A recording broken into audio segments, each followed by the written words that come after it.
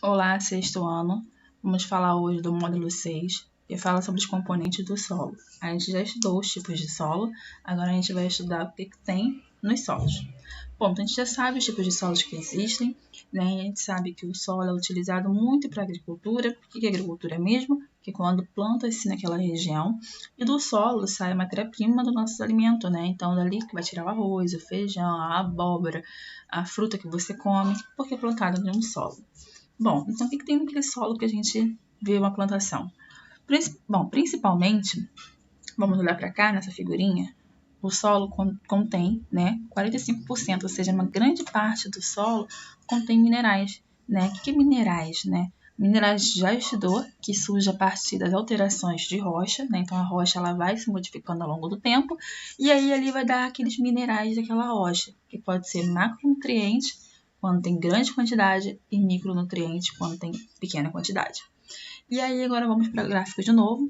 A gente tem metade desse gráfico, a gente tem então é formado por água e a outra metade é formada por ar. Como assim ar? Vamos começar pelo ar. Bom, acontece que nas pequenas fissuras do solo, né, das rochas, possui ar. Muitas das vezes esses ar são formados por minhocas que fazem um caminho, né? Então tem um solo, tá? E aí, quando a minhoca passa por esse solo, ela deixa, aqui a nossa minhoca, né? Ela deixa um caminho naquela região. Aquelas pequenas fissurações entram ar, né? E entra em grande quantidade, tá? E aí, as minhocas são os principais animais que fazem esse caminho e formam aquele ar, tá? Bom, eu falei que água, né? Também tem aqui, ó, representado por água, né? Que vão dissolver aqueles minerais. E também a gente tem pequenas proporções que são os outros e matéria orgânica.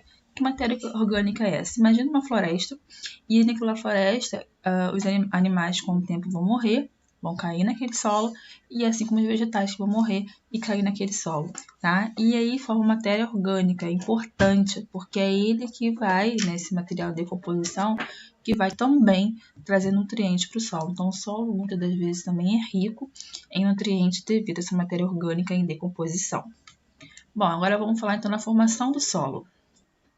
Bom, os solos são formados aqui, ó, por 5 componentes. A gente vai explicar um por um, tá? Como que é formado esse solo, então?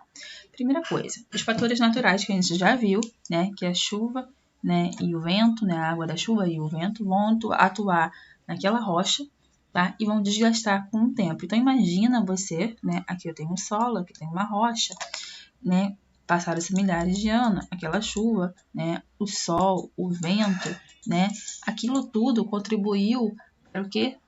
Para que aquele solo, desculpa, aquela rocha, se viesse a se desgastar, tá? E com esse desgaste vão formar o solo. A gente vai para a segunda etapa, tá? Bom, e depois do desgaste, né, daquela rocha, né, ocorre depressão. O que é depressão? Então, imagina uma rocha e aqui que era rocha, ó, acontece isso aqui, ó. Ocorre uma depressão, tá? Uma diminuição daquela parte. Opa, peguei tudo, né? Daquela rocha. O que era assim, ficou assim, desse tamanhozinho só. Tá? Então, ocorre uma depressão naquilo ali e ali vai infiltrando água. Então, vai entrando água naquela região ali, tá? E a água, como a gente já sabe, dentro da água, no componente da água, existem sais minerais. Então, aquela rocha desgastada com o tempo, né, começa a criar sais minerais devido à presença da água. E aí a gente vai, né, ter, depois dessa desgaste de solo, a infiltração da água, vamos ter as primeiras instalações de seres vivos. Então, os seres vivos começam a infiltrar ali e vão formar os líquens. Presta atenção. Os líquens, né, é uma associação de algas com fungo. Então, quando eu tenho uma rocha, eu tenho, né, algas nessa rocha, tá? Normalmente rocha perto de mar, né, de água, né? Quando tem uma umidade dentro disso aqui, então quando entra muita água, né, e começa a ficar úmido aqui dentro, vai se formar os fungos. Aí, ó, eu tenho, então, algas lá dentro, devido à umidade, né, formou-se o fungo, a alga mais fungo formam o líquens. Quando tem o líquens, né, vão surgir as primeiras formas de seres vivos mais complexos. Então, a partir do líquens que formou-se com algas e fungos, vão formar-se os seres vivos mais complexos. Que complexos são esses? Maiores, né? Que vão se reproduzir através de reprodução sexuada, né? Que vão atrás dos alimentos, e tem todo o sistema digestório, respiratório dentro deles, e isso é um ser vivo mais complexo, tá? Então, deixa eu apagar aqui para a gente dar continuidade e vamos agora para a quarta etapa. Bom, aí depois que formou-se os líquens, né? Vai ocorrer então o quê? Uma decomposição. Como assim? Aqueles animais que começou a surgir, aquelas plantas que começaram a surgir naquele solo que já está formado, eles começam a morrer com o tempo, certo? Morrem no solo, né? Então a planta morre ali, né? Um animal morre ali, e aí ele vai enriquecer esse solo, tá? Ele vai enriquecer com nutrientes, porque quando a gente tem decomposição de um ser vivo, né, aquele solo se torna com nutrientes. E aí o processo continua até chegar a um equilíbrio. Bom, esse desenho aqui, acredito que mostra bem como é que funciona. Vamos ver. Então, a gente tem a rocha-mãe. O que é rocha-mãe? Que é a principal, a primeira rocha. Aqui, tá? A gente tem a rocha-mãe. E aqui, nessa aqui é uma rocha, tá? E aqui a gente tem, então, os agentes externos, chuva, vento, sol, tá? Agindo naquela rocha-mãe. A gente tem ainda a rocha-mãe, né? E aí, né, com aquela região, ó, aquela região tinha uma montanha, tá vendo? Com o tempo, ela começa a criar um solo, tá? E aí aquilo ali vai dar, lembra, os primeiros seres vivos. Aqueles pequenos seres vivos, né, vão morrer, tá? Está aqui, ó, vão morrer e vão afundar, tá? Vão afundar como assim, professora? Pois é, né, conforme as pessoas vão passando naquela região, outros seres vão passando na região, aquele resto que tá ali que a gente às vezes não consegue ver, começa a afundar. E aí eu tenho, então, um equilíbrio, tá? Eu tenho um solo formado, né? Então, repare que eu tinha uma rocha, com o tempo virou um solo com vegetação e tudo, tá? Então, chegou-se ao equilíbrio. E assim é formado, então, um solo, tá? Através das rochas. Bom, interessante dizer que esse processo de solo, né, leva de 100 a 400 anos. Então, a gente não estava nem aqui quando formou-se os primeiros solos. E não estaremos aqui quando irão formar-se outros solos, tá? A menos que o homem, né, com uma retroescavadeira, faça o solo. No processo natural, demora-se muitos anos. Bom, o solo também pode ser formado devido à água da chuva, do rio. Então, imagina que eu tenho aqui um solo, tá? E que eu tenho um rio. E aqui forma-se um acúmulo de água, e aquela água vai descendo, vai descendo, vai descendo. Então, conforme essa água vai descendo, aquele solo, né, quando se misturou com o rio, aquela água, começa a virar, aquele solo, aquela rocha, começa a devagar, porque ficou horrível, começa a virar, então, um solo, tá? Devido à presença de rios naquela região. Bom, vamos continuar, então, o nosso conteúdo. E aí a gente entra na característica do solo, né? Características que são essas. A cor, né? Então, o solo a gente pode ter diferente coloração. A gente pode ter um solo uma cor mais marrom, marrom escuro, marrom mais claro, com areia, né? E aí a gente vai tendo. Mas como é que se dá esse tipo de solo, essa cor de solo? Vai depender do clima, da região. Então, uma região mais seca, o solo tem que ser mais claro. Né? Vai ter a umidade do ar, então uma região que tem muita umidade, aquela região que chove bastante, né? Ela tende a ter uma cor mais escura e variação na temperatura também, por aí vai, tá?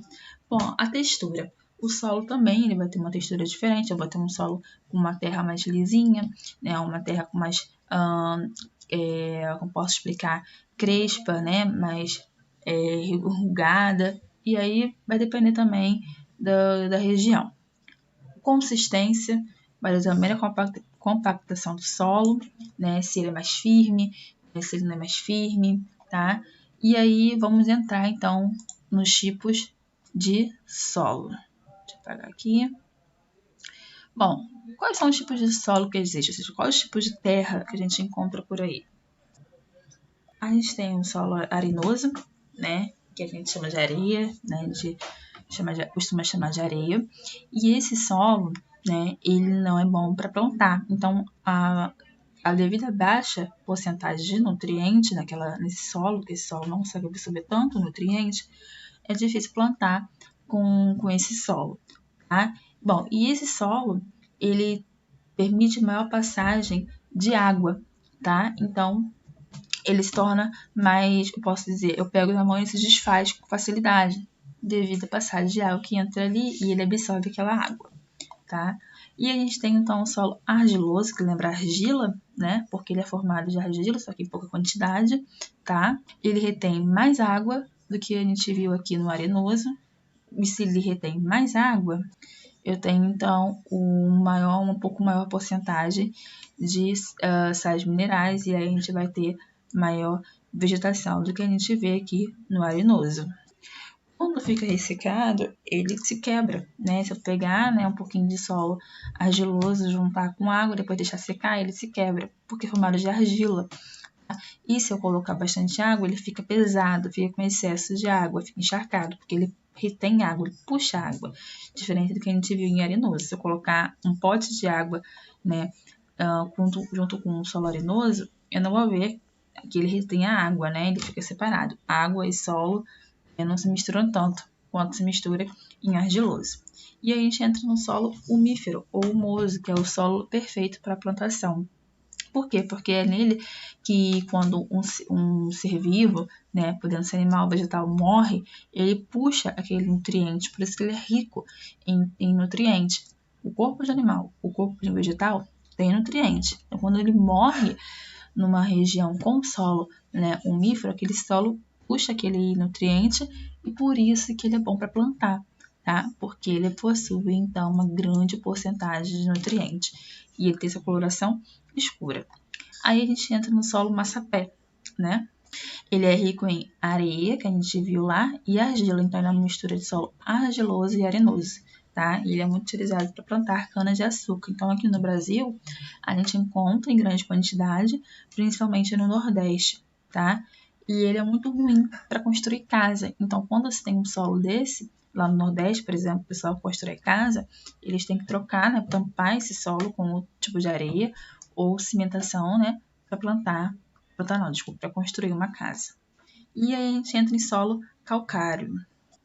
Esse solo aqui, ele possui um pozinho branco, né, ou amarelado, que ele é retirado, e aí as fábricas, né, vão produzir o caule, né, o caule de cimento ou caule, justamente pelo seu pozinho. Ele não é rico em